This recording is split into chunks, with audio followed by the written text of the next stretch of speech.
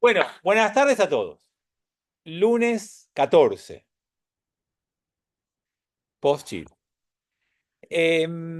Vamos a tratar de continuar con lo que vimos el encuentro pasado, que tiene que ver con el final del periodo que comenzó con las Aliot en 1881 hasta que se erige o se declara independencia del Estado de Israel. Estamos, recién estabas acá en el Zoom, vos. Estábamos en ese proceso y nos queda hoy quizás el final de todo este tiempo. Lo último que vimos fue la Comisión Peel, ¿se acuerdan? 1936-39, quilombo, lío. Entonces agarran los ingleses, convocan una comisión para no resolver nada y la comisión propone el plan de partición. No hubo quórum, no hubo consenso, especialmente los árabes no aceptaron y eso da origen a una nueva etapa en la administración de la tierra de Palestina. Esa nueva etapa de la misión de Palestina va a tener su punto de innovación más fuerte en la no, ¿cómo se llama? En la previa de la Segunda Guerra Mundial. Mayo de 1939, libro blanco. En mayo de 1939, los ingleses establecen una herramienta política para gobernar Palestina llamada libro blanco. Y básicamente lo que hace ese libro blanco, ese documento político, es decir lo siguiente. Este es la hoja de ruta y la herramienta política para lograr un hogar nacional judío dentro de un Estado palestino. O sea que de habernos prometido un hogar nacional judío y nosotros haber creído que eso era un Estado, y haberle ellos prometido a los árabes un Estado palestino, hacen este intento de equilibrio queriendo que nosotros tengamos algo dentro de algo más grande de los árabes. ¿Por qué en esta proporción?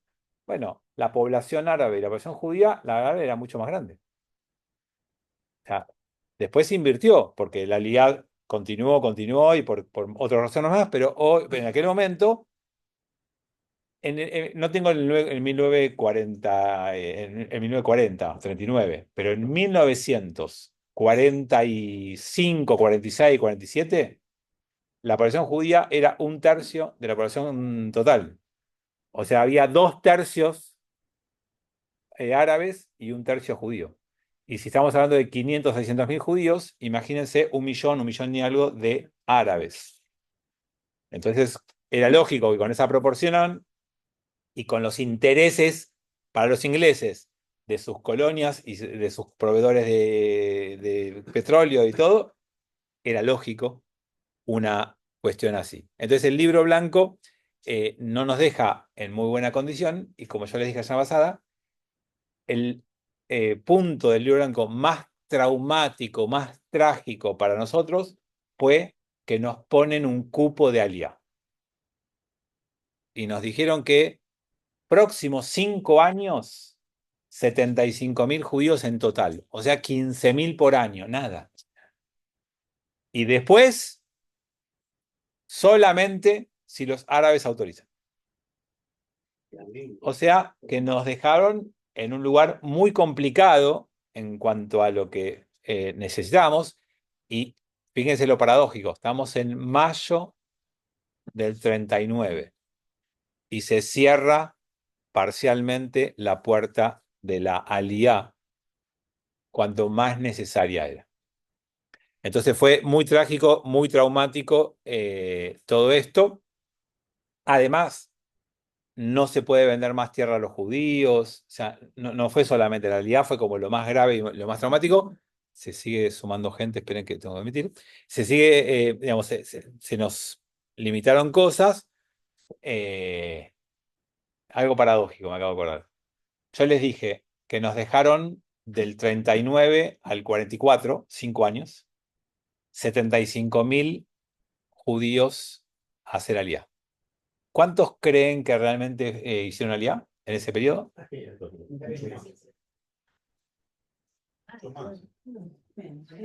51.000 judíos. Menos. No se cumplió el cupo.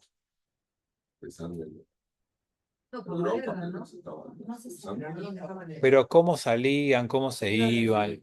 Y aparte, esto cuenta solamente los que lo hicieron oficialmente. Pero no se cumplió el cupo.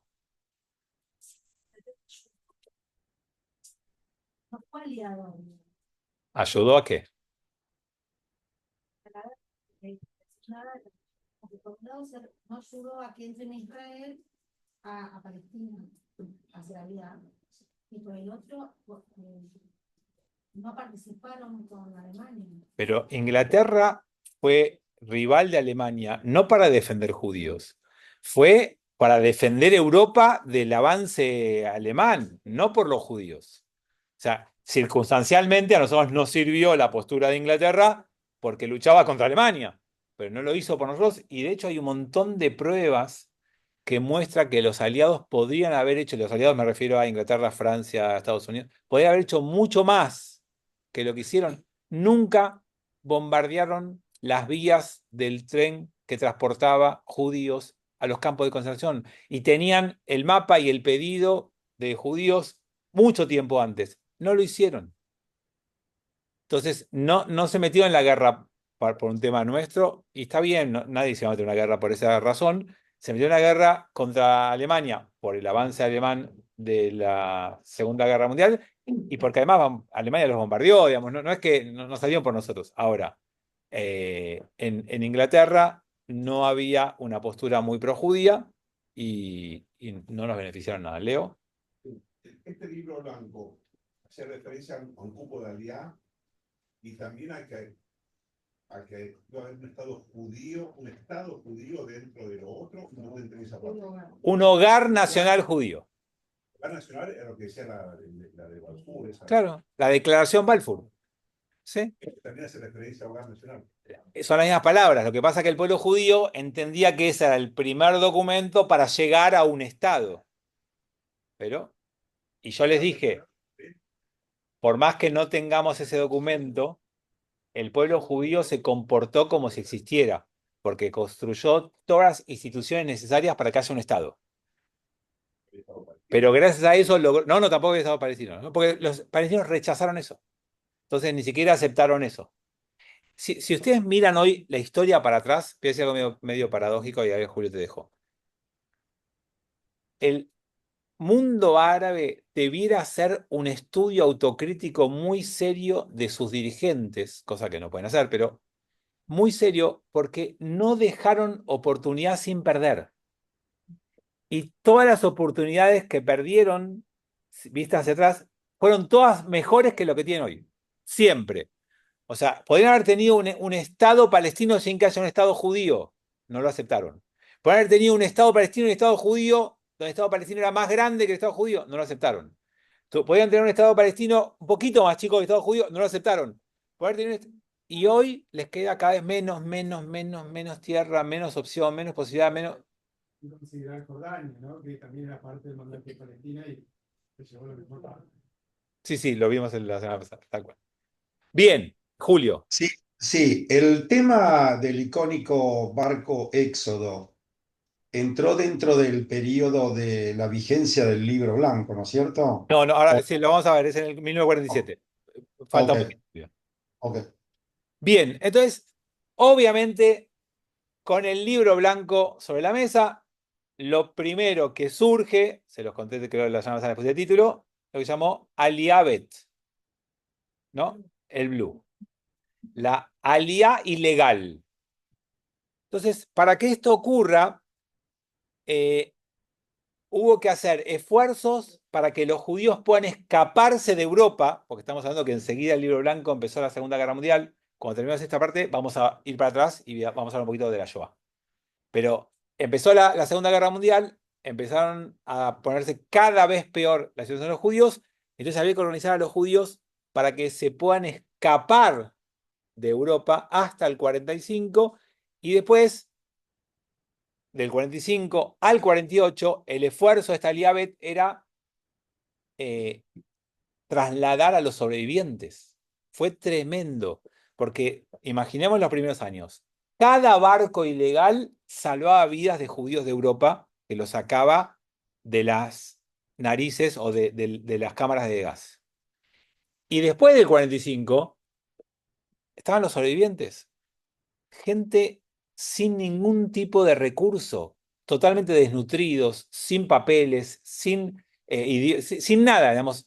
Bueno, también había que llevar a esa gente a Israel, o Palestina todavía. Entonces, la Eliabet se ocupó de toda esta tarea, incluso en algunos casos después del 45, a reunificar familias, a encontrarse. Fue tremenda la tarea que tuvieron por delante para poder hacer todo esto.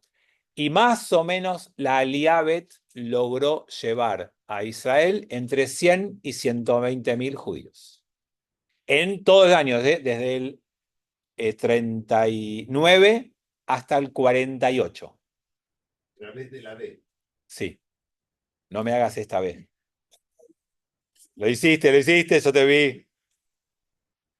Bueno, entonces más o menos 100.000 judíos intentaron llevar, 50.000 más o menos fueron descubiertos en el camino. ¿No llegaron? Y no es que no llegaron.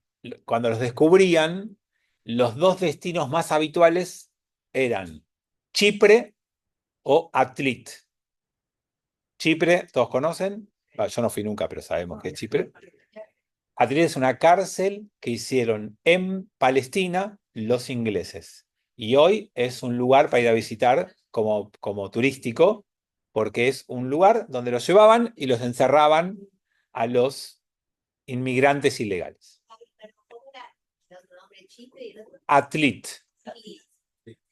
Bueno, sí. Los llevaban a Israel y cuando los agarraban los llevaban a la prisioneta. Interceptaban el barco, cuando interceptaban el barco lo tomaban como prisionero y lo desviaban o para Chipre o para Atlit. Hay más, los más numerosos son estos dos destinos. ¿El puerto? ¿Perdón? ¿Puerto? Atlit es el nombre de este lugar donde los pusieron prisioneros. Y de esos, algunos los mandaban de vuelta, otros finalmente, después de un tiempo, lograron escaparse y meterse en Israel. Digamos, no es que todos volvieron, pero como recién preguntó Julio, el caso más famoso, y espero que todos hayan leído el libro de Leon Uris, y si no, que hayan visto la película, y si no, que le pregunten al ChatGPT quién era, es el caso de Éxodo. Pero Éxodo es 1947, ya es de los últimos. Pero hay un caso muy famoso que es un barco con sobrevivientes de la Shoah que zarpó, creo que de Italia había zarpado, ya no me acuerdo, de un puerto de Europa, atravesó y en el camino lo interceptaron, ya 1947, ya el mundo sabía lo que había hecho el mundo con la Shoah, y sin embargo no los dejaron bajar, los mandaron de vuelta y en Europa terminaron en Alemania. Pero esto los interceptaron los ingleses, o sea, ¿quiénes? Sí. Así que nada, si no vieron la película o no leyeron el libro, el libro es excelente, lo que pasa es que ya tiene como 30, 40 años, pero es excelente. Leon Uris, Éxodo. Ahora, hubo barcos también que llegaron no solamente a Palestina, sino a América, y también los devolvían. No, eso fue durante la guerra. ¿Durante la guerra? Ese fue el San Luis. En Estados Unidos también cerró la inmigración y pasó lo mismo, pero no en tanta cantidad y no como esto. El barco, si no te equivoco, era el San Luis. ATLIT. Atlit. ¿Cómo suena? ATLIT. Bueno, lo que va a crear el Ishuv, la comunidad judía local, a partir de esto que estamos viendo, es una fuerza de choque. Teníamos la Ganá, ¿se acuerdan? Que la Ganá se ocupaba de defendernos de ataques. Pero empezó una guerra. Y el pueblo judío, por un lado, quería luchar con los ingleses, porque quería entrenarse para la guerra, como en la primera, ¿se acuerdan? Quería ser parte. Y aparte, por lo que estaban empezando a llegar de noticias de Alemania, querían ser activos en la guerra. Y por otro lado, crearon una fuerza de choque propia para pelear con los ingleses o por su cuenta contra los alemanes. o contra los árabes si los ingleses se corrían demasiado. ¿Cómo se llamó esa fuerza de choque? Ya está creado el Irgun, ya lo hablamos la semana pasada. Todos saben, ¿eh? ¿Palmaj? ¿Palmaj? Alguien lo dijo ahí. Palmaj. Exactamente, el Palmaj. ¿No se acuerdan del Palmaj? El Palmaj fue la fuerza de choque que se creó en 1941 para esto que les acabo de contar y que tenía como antecedente más importante para crearlo, es que en 1940 Italia se suma a la guerra con Alemania, del lado de Alemania, y empieza a haber una lucha entre Alemania e Italia contra los ingleses también en Medio Oriente. Y la aviación italiana bombardeó Tel Aviv y Haifa. Y el general Rommel empezó a avanzar por África para llegar a Medio Oriente e invadir y conquistar, entre otros lugares, Palestina. Y el plan nazi era exterminar a los judíos de Palestina. Entonces, la idea fue sumarse a los ingleses y trabajar ellos mismos en defender a la población local y no permitir eso. Armando. ¿Cuál es la diferencia entre Palmaj, Yishuv y Haganá? No, Iyub es el asentamiento. Ah. La Haganá era el grupo organizado para defenderse de los ataques. Esto es una fuerza de choque. No es lo mismo una organización que te protege que un grupo que está dispuesto a salir a combatir. Y los otros grupos que te referís, me imagino que será lo que yo les conté, el Irgun Tzvai Leumi, Etzel, y después el grupo Stern, que son como grupos más combativos, empiezan a cambiar su política ahora, pero lo que hacen es sabotajes, ataques pequeños. No es lo mismo que una fuerza de choque oficial, que aparte era una fuerza, en principio, armada con los ingleses para coordinar y para unirse a sus esfuerzos contra los alemanes. Era contra los alemanes.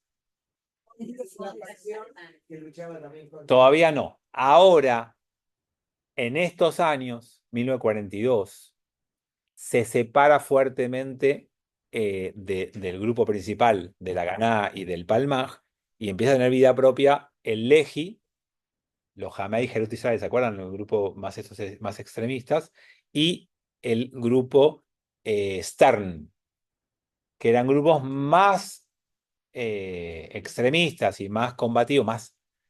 Me freno porque no puedo decir terroristas, pero le decían, los enemigos les decían terroristas.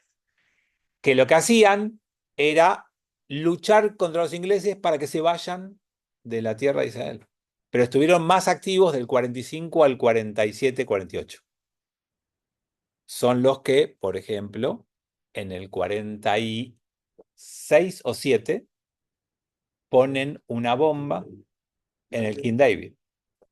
En el King David, ¿cómo? Pero Menachem Begin fue el número 1 del grupo del Lehi, que estamos hablando ahora. Yo eso lo llamaba Irgun, viene después. Irgun Tzvai Leumi, ¿sí? Y está el grupo Stern, que estaba Itzhak Shamir. Y Begin y Shamir empezaron ahí a hacer figuras notables. Y lo que hacen es, el alto mando inglés estaba en el King David. Y ponen una bomba y avisan que pusieron una bomba, pero no les creen. Y la bomba explota en un ala del hotel y mueren 91 personas. Es una historia muy compleja, porque aparte murieron oficiales, generales, y familias también.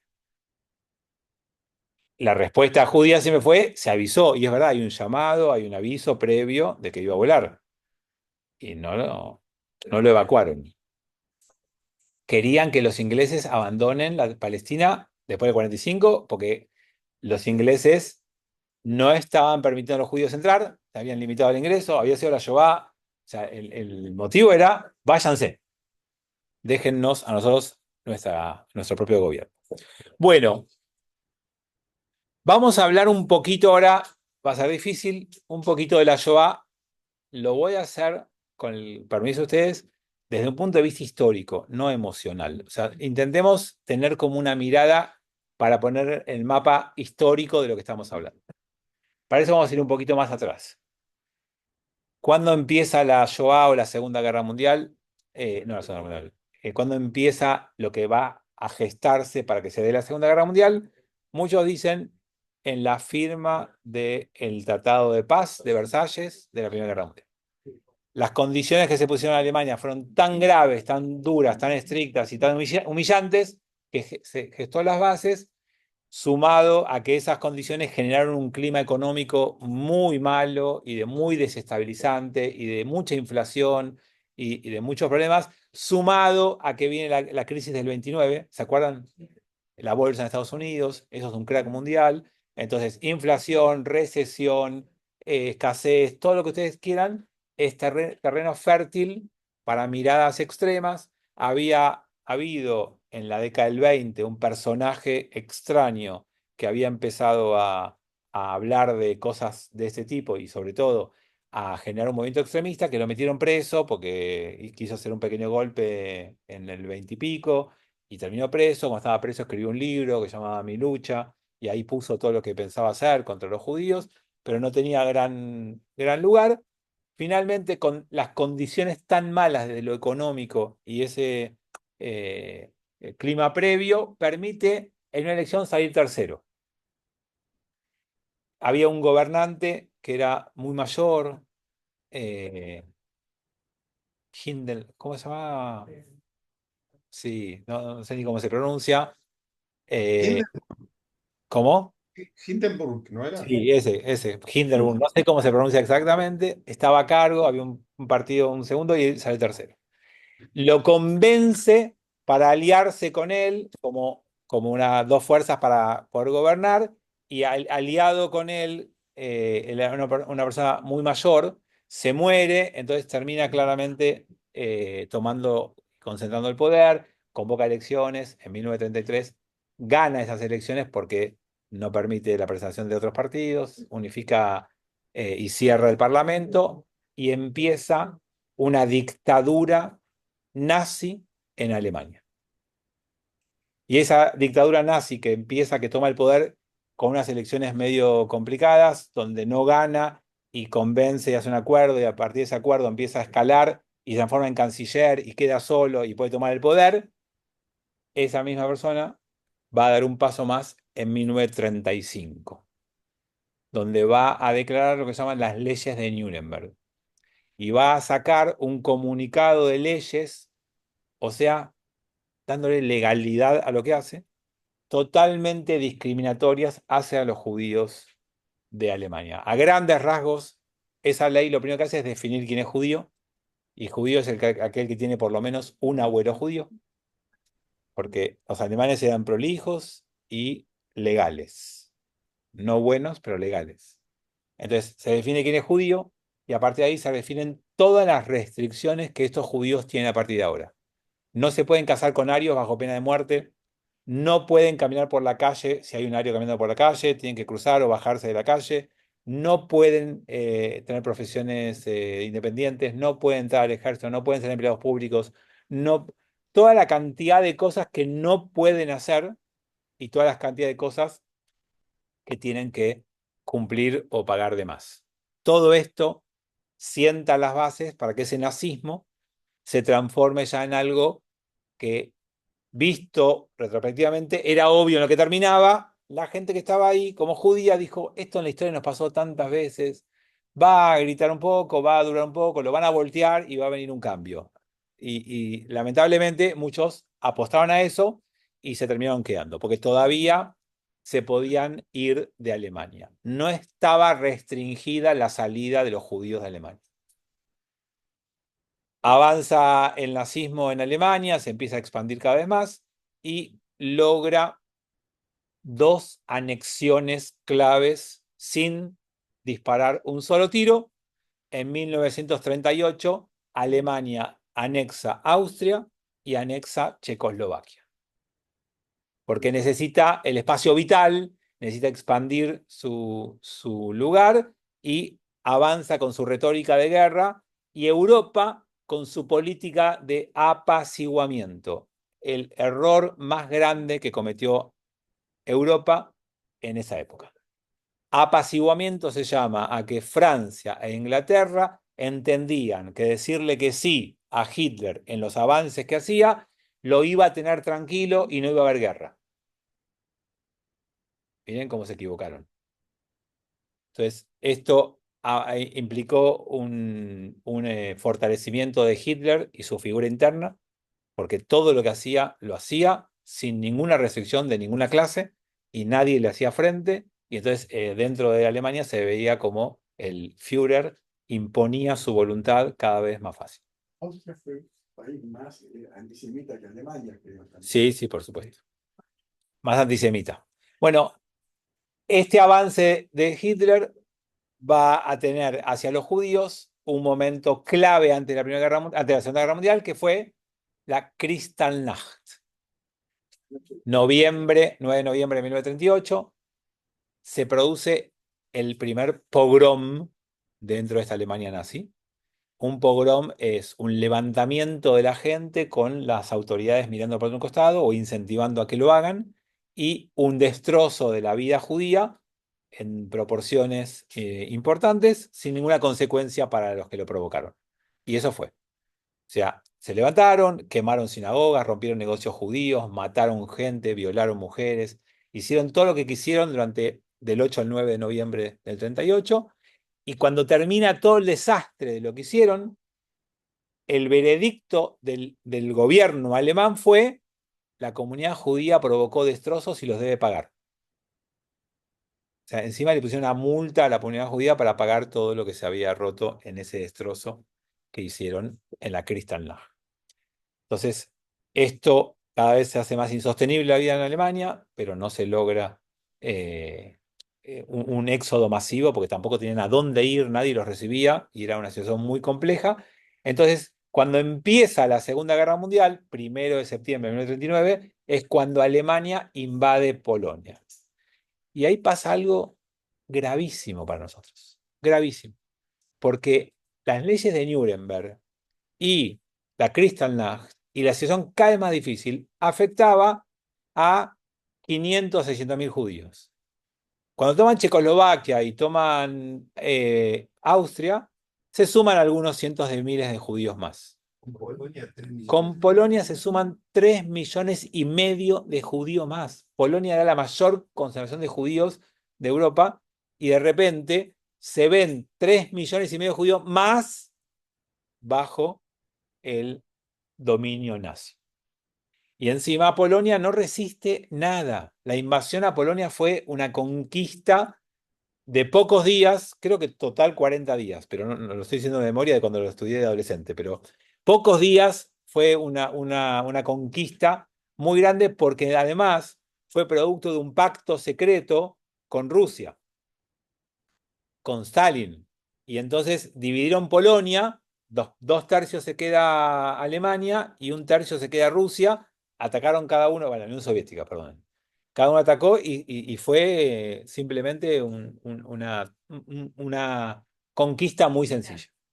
Bueno, a partir de ese momento nacen en Polonia los guetos judíos, que habían nacido en el siglo XVI en Venecia y antes ya había también, pero digo, en la modernidad, el gueto. ¿Qué es el gueto? Es el límite que se le pone al lugar en el cual los judíos tienen prohibido salir de día y o de noche. Porque hubo diferentes modelos de guetos. Había guetos en Europa medieval donde podían salir de día, pero podían volver a dormir. Hubo diferentes modelos. Acá era donde tenían que vivir sin poder salir en un barrio delimitado con una pared que se le hace, que todavía hay restos de esa pared. Si ustedes van a Berlín, lo pueden ver. Perdón, si van a Varsovia, lo pueden ver. Y en otros lugares más también. Tenía en mi cabeza el muro de Berlín cuando dije muro, por eso. Pero en Varsovia ustedes se puede ver, si van. Quedaron pedacitos, obviamente tiraron las paredes, pero hay pedacitos que dejaron para lo turístico o para la educación. Bueno, 1939 guetos judíos en Polonia, y después esto se va a replicar en otros lugares más, y las condiciones de vida de los judíos empieza a ser desastrosa, porque los ámbitos son muy limitados. Y eso hace que familias deban recibir a varias familias más a vivir a su propia unidad, y esto torna la vida en insostenible por la cantidad de muertes, escasez que hay y de todo. Increíblemente, el mundo judío se autoorganiza, y no solo que se organiza para vivir, sino además para generar propuestas culturales y de vida, porque apostamos siempre a eso, y hubo desde café, bar, teatro, lo que se imaginen en los guetos judíos. Bueno, esto sigue avanzando porque Alemania se transforma en una topadora y conquista y conquista y conquista, casi sin resistencia, diferentes países europeos. El más importante en ese momento fue Francia. Y empieza la guerra con Inglaterra, y también quiere conquistar y empieza a bombardear a Inglaterra. Y en junio del 41, otro año muy importante para saber, rompe el pacto secreto que tenía con Stalin e invade la Unión Soviética. Y va por otros 3 millones de judíos. No va por eso, pero va, y en Rusia va a haber otra cantidad impresionante de judíos que puede sumar a lo que ya tenía, y fue juntando otros países más. Cuando hace esto, empieza un nuevo método que establece para empezar a terminar el problema judío. Se llamaron los batallones de la muerte. Einsatzgruppen. Gracias. Entra a Rusia y cada poblado separa a la población judía, la lleva a un lugar, los hace cavar una fosa, los pone en fila, los fusilan, que se caigan, y los tapan. O sea, es un sistema de fusilamiento de tropas especiales que van entrando con los soldados para terminar con los judíos en forma masiva. Esto lo hacen algunos meses, y van probando algún sistema también de poner a los judíos en la parte de atrás de unos camiones con el caño de escape puesto hacia adentro para que se vayan muriendo ahí. Son como pruebas o experimentos. Lo que descubren, perdonen que dije avisé al principio, voy a tratar de ser lo más frío como para verlo de histórico, descubren que es un método muy ineficiente por muchas razones. Por el costo económico, pero también por el costo humano. Porque esos soldados que tenían que hacer eso tenían 2 grandes problemas, y miren lo increíble del análisis alemán. Por un lado, los trastornos de pesadillas y de locura por hacer lo que hacían. Pero por otro lado, por las manchas de sangre en los uniformes y por el gasto en municiones que eran en la guerra imprescindibles. Entonces lo hacen y terminan fusilando 500.000 judíos, no me acuerdo exacto el número, pero así varios cientos de miles de judíos. Y a fin de año se dan cuenta que tienen que cambiar lo que están haciendo. Entonces, en enero del 42 se convoca a una conferencia en Wannsee. Nosotros hace unos años hicimos con Lambert un viaje a las capitales imperiales, y fuimos a Berlín entre ellas, y fuimos a Wannsee. Es increíble porque es el lugar de vacaciones de la alta sociedad berlinesa. Y se llega a un lugar separado, aislado, con un lago hermoso, un paisaje divino, es un lugar soñado. Y en ese lugar de clase social alta, de vacaciones, hermoso, se juntaron un grupo de personas, no me acuerdo el número exacto, pero poner que sean 20 y pico de personas, no me acuerdo el número exacto, está. Y ese número concentraba 80% de los presentes con doctorado en universidades europeas. Y ese grupo, en ese lugar, toma la decisión de la solución final. Eso significa que hasta enero del 42 no estaba la decisión de que el problema judío se solucionaba exterminando a los judíos. No estaba esa decisión tomada. ¿Cómo sabemos? Porque permitieron que los judíos se vayan, porque estaba la salida libre. De hecho, hubo un acuerdo yo se los conté ya, entre el ISHUV y los nazis, que permitía a los judíos alemanes emigrar a Palestina a cambio de no llevarse ningún bien, transformar eso en plata y que Alemania le exporte a Palestina los productos alemanes por ese valor que ellos le ponían a las propiedades de los judíos. Obviamente tasadas mal y todo, pero entonces muchos judíos llegaron a Palestina de esa manera de Alemania. Por lo tanto, si tu plan es exterminar a todos los judíos, no los dejes ir, porque te es más caro. Piénsenlo en términos eficientes alemanes. Entonces, todo indica que no estaba la decisión, que se toma en el 1942 en Wannsee, y que ahí se presenta el modelo de una cámara de gas, que es una ducha falsa, porque tiene la comodidad de que los judíos dejan todo y entran sin nada. Desarrollaron el ciclón B, o probaron diferentes, y el ciclón B fue el gas más eficiente para hacer esto, y de esa manera organizaron la máquina de la muerte, una fábrica de muerte, con parámetros eficientes de una industria, con costos lo más bajo posible y con lo más perverso, que es que los mismos judíos hagan todo por ellos mismos. Y para eso desarrollaron la idea de que Alemania tenía que expandirse porque su espacio vital era chico y necesitaba más, y era potencia y tenía que expandirse, y que los judíos iban a ser desplazados hacia el este para lograr esa expansión territorial que ellos necesitaban y para reubicar a los judíos hacia el este, y en esa reubicación iban a ser recibidos e iban a tener trabajo para hacer.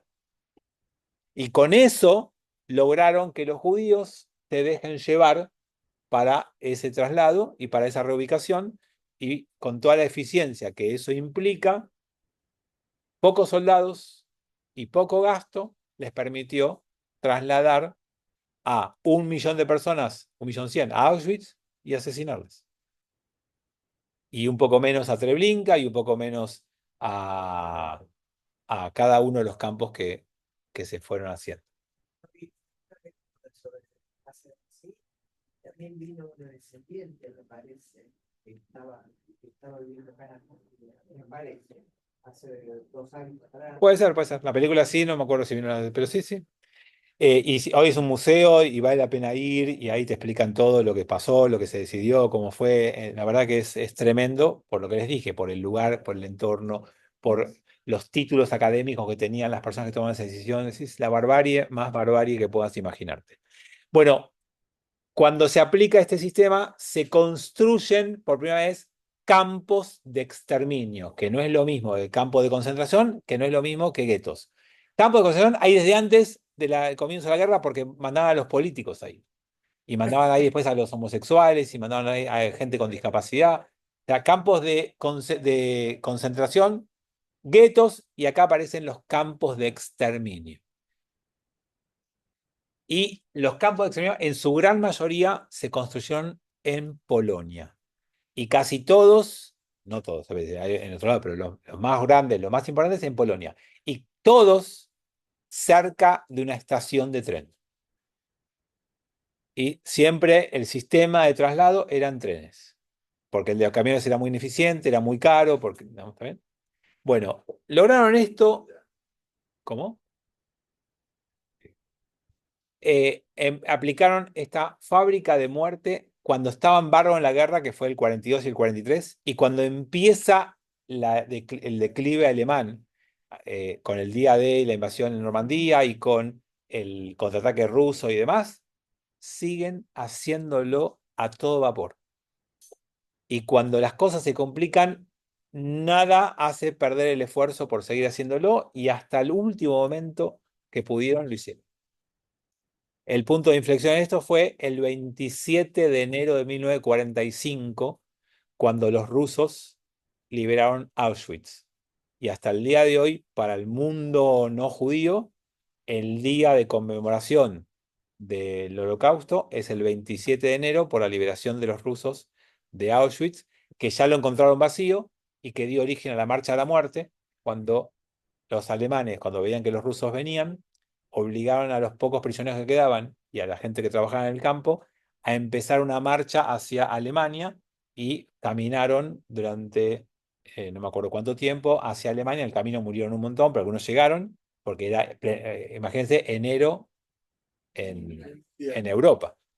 Entonces en el camino se murieron un montón, pero algunos llegaron, y esa fue la marcha de la muerte, y por eso es que existe la marcha de la vida como respuesta a esa marcha. Sí, Dos cosas. Igual es un comentario que cómo se explica la locura. no se explica. Nadie dijo, no, bueno, pará, esto que estamos haciendo no está, o sea, nadie. Eso por un lado. Porque que haya un loco, que haya dos, que haya 20, pero que sea unánime, es. ¿Dónde estaba ayer? ¿No? Yo siempre digo eso. Pero bueno, un comentario. La pregunta. Pero el 7 de octubre también. Espere, que, porque no nos vamos a meter, esa pregunta no es para este curso. O sea, Inglaterra sabía que estaba en el campo de Ok, Inglaterra. acá la primera pregunta es tremenda, pero es para otro ámbito y no tiene que ver con nosotros. Seguramente los primeros pasos de todo esto fueron secretos y un tiempito mucha gente no sabía. Ahora, a partir de que algunas personas se escaparon, a partir de las imágenes que hay desde el aire, a partir de un montón de cosas, hoy sabemos que las potencias sabían y tenían la información y que de a poco la gente empezó a saber. Y sepan algo, y si fueron alguna vez a ver los campos se van a dar cuenta. Es imposible vivir en las ciudades aledañas a los campos de concentración y no darte cuenta del humo y del olor que salía de esos lugares. Así que desde que gente se escapó, imágenes de aéreas de fotos y lo que vivían cerca, empezó siendo un secreto, pasó a ser un rumor, un comentario, y después estaba confirmadísima la información. Igual nadie hizo nada y la Shoah es más producto de algunos tremendamente malvados y muchos indiferentes que otra cosa. Si alguna de las dos cosas no hubiera pasado, si no hubiéramos tenido gente tremendamente malvada o no hubiéramos tenido un mundo tan indiferente, la Shoah no hubiera sido posible. Se combinaron las dos cosas. Armando, Eh, el presidente de Polonia le mandó una carta a Churchill avisándole lo que estaba pasando en los campos de concentración antes del inicio de la guerra. Y además había no, ingleses que ¿cómo eran antes? No, pero campo de concentración antes del inicio de la guerra. Pará. Hola. Campos de concentración antes del inicio de la guerra, no. Pará.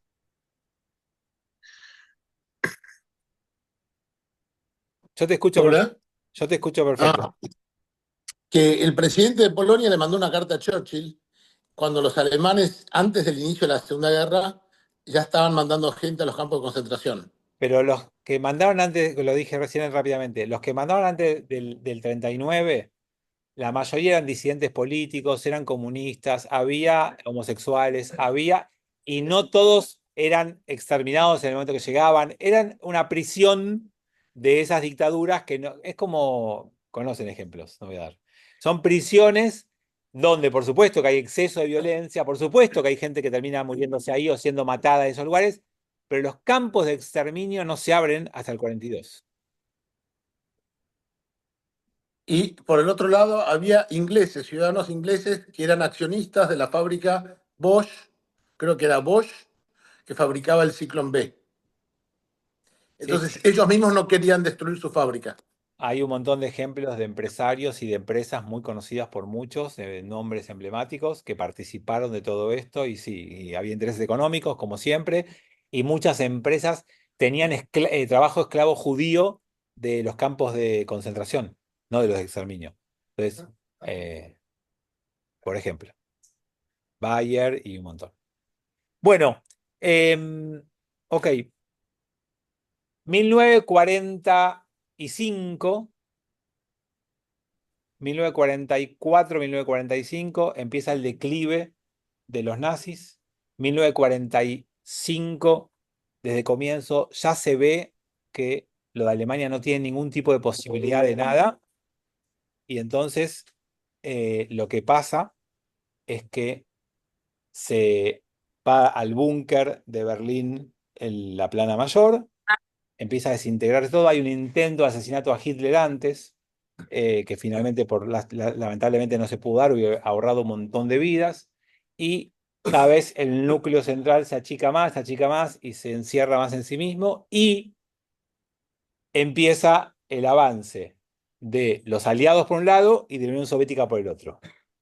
Básicamente, Estados Unidos, Inglaterra y después Francia también, y Unión Soviética terminan ocupando Berlín, dividiendo Berlín en 4, y el 8 de mayo de 1945 se acepta la rendición oficial de los alemanes.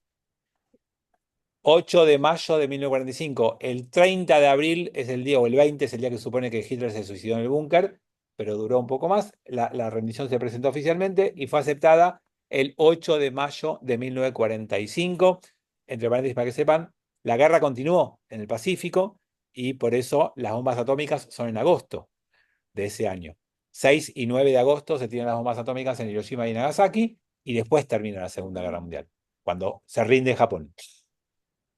Pero Alemania termina acá, y a partir de que termina la guerra, empieza una historia tremenda de imágenes al mundo de lo que pasó, y de un montón de judíos sobrevivientes que no tienen a dónde ir, que no saben dónde está su familia, que perdieron todo.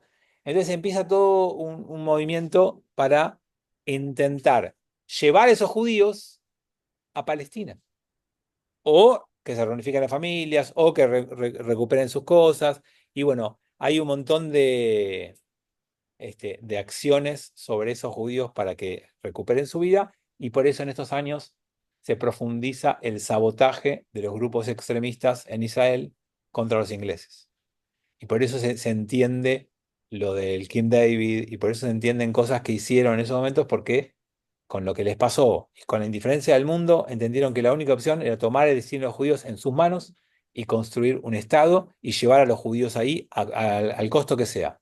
Y desde ese momento hasta hoy, esa es la mirada judía al mundo. Nadie nos protegió. Nadie se jugó por nosotros. ¿Qué nos van a venir a decir a nosotros lo que tenemos que hacer o no tenemos que hacer? El destino judío desde ese momento fue tomado en manos judías, con lo bueno y malo que eso tiene. Con las cosas que menos mal que pasaron así, y con las cosas que tal vez hubo excesos por tomar en nuestra mano un destino con un antecedente tan cruel como el que tuvimos. Pero bueno, es lo que tenemos como pueblo, y a veces hay que poner eso en perspectiva, porque sin esa perspectiva no se entiende muchas de las cosas que hace Israel. Tenemos que saber que somos sobrevivientes de eso, y eso está en nuestro ADN, y eso no es algo que podamos obviar cuando pensamos en cómo respondemos a las amenazas que tenemos. Lo que nos espera. Tienen que saber que el pogrom más fuerte que tuvimos desde ese momento hasta ahora fue el 7 de octubre. Pero, paradójicamente, hay uno antes, que fue en Polonia, y pasó en 1946. O sea, en el 45 había terminado la Segunda Guerra Mundial, en 1946 hay un pogrom en Polonia. Es increíble que haya pasado eso, y eso todavía intensificó más la lucha judía de los grupos disidentes en Palestina contra los ingleses. ¿Puedes resumir qué pasó ahí? Un pogrom, levantamiento de la población contra los judíos, y mataron, violaron a judíos en Polonia. ¿Sí? ¿Cuántos judíos quedaban en Polonia? Mira, se supone que de los 3,5 millones que había, mataron a 3 millones. No había medio millón porque muchos escaparon, se fueron. No sé cuántos había. Hoy quedan muy poquitos judíos en Polonia, porque después terminaron yéndose más. Así que no te podría decir, pero me imagino que habrá habido 100.000 judíos, 50.000 judíos, no sé cuál es el número exacto. Pero había algunos, decenas o cientos de miles de judíos. Terrible. ¿Alguien más levantó la mano o no? Ah, sí, yo había visto una mano. ¿Qué pasó después? ¿No se unieron al Palmar? Sí. Grupos de choque cuando en el 48 Israel declara la independencia, forma el Tzahal, Tzva Haganá de Israel, el Palmaj se une al Tzahal, y algunos de los grupos extremistas, ¿sí? El Etzel, Irgun Tzvai Leumi, el grupo Stern, algunos de estos grupos deponen sus armas y se unen. De hecho, algunos se dedican a la política, como Menachem Begin, como Yitzhak Shamir. Ambos terminan siendo primeros ministros de Israel. Habían empezado estos grupos. O sea, Israel de a poco oficializó todo en la rama nacional, legal, judía, y absorbió a todo lo que no estaba tan callar, si querés. Pero sí, terminó unificándose. Y entonces, con todo este trasfondo de lo que había pasado, en noviembre de 1947 vuelve el tema ahora a las Naciones Unidas, que es el órgano que se crea para reemplazar a la Liga de las Naciones, que no había sido efectiva para prevenir la Segunda Guerra Mundial. Entonces se crea las Naciones Unidas. En ese ámbito, en noviembre, se vuelve a llevar el tema del problema palestino e israelí y se propone un plan de partición, bastante inspirado en la Comisión Peel. Esa propuesta se vota y con 33 votos a favor, 10 abstenciones y 13 en contra, o al revés, 10 y 13, no me acuerdo cuál es la abstención y cuál es la contra, pero con 3 votos a favor, se aprueba el plan de partición en 29 de noviembre de 1947. Y se dice que en 6 meses más o menos se tiene que implementar. El 15 de mayo de 1948, los ingleses ponen como fecha para abandonar Palestina, y el 14 de mayo a la tarde, en Tel Aviv, en lo que hoy es el Museo de Independencia, en la residencia de, ¿qué era? Dizengoff, no, yo no me acuerdo quién era, cómo se llama el alcalde, se hace el acto de declaración de la independencia del Estado de Israel, con conflictos de todo tipo. ¿Cómo se va a llamar? ¿Cómo va a ser la carta de declaración de independencia? Los ortodoxos querían que sea... No, ya el idioma ya no era un tema. No, ya estaba impuesto. ¿Qué vamos a hacer? ¿Vamos a hablar de Dios o no vamos a hablar de Dios? ¿Se va a llamar Israel? ¿Se va a llamar Judea? ¿Se va a llamar... había otra propuesta más. La plata de los hebreos, algo en hebreo, ¿qué nombre va a tener esto? Bueno, discusiones típicas judías. Y finalmente, por ejemplo, los laicos no querían Dios. Y los ortodoxos no estaban dispuestos a que no esté Dios. Bueno, uno de los nombres de Dios es Tzur, piedra. Entonces, se nombra a Dios a través del nombre Tzur en la Declaración de Independencia, para dejar a todos contentos. O sea, así se fue negociando con las cosas y finalmente Ben Gurión lee la Declaración de Independencia. Yo alguna vez en una prédica les conté la historia de cómo llegó ese pergamino a ese lugar. Súper interesante. Y bueno, finalmente empieza la vida del Estado de Israel. Ahora, los árabes que veían venir todo esto empezaron a boicotear y atacar, y el 15 de mayo de 1948 empieza la Guerra de la Independencia. Y entonces, a partir del cuatrimestre que viene, vamos a ver las guerras de Israel y la vida de Israel del 48 hasta acá. 14 de mayo de 1948.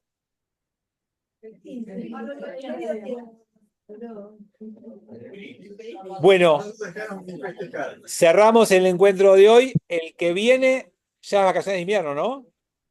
Entonces 21 y 28 no tenemos, y el primer lunes de agosto sería 4 de agosto. Retomamos, y entonces primera hora historia actual israelí, segunda hora no, ¿qué dijo Debbie? Talmud, ¿no? Talmud. Sí.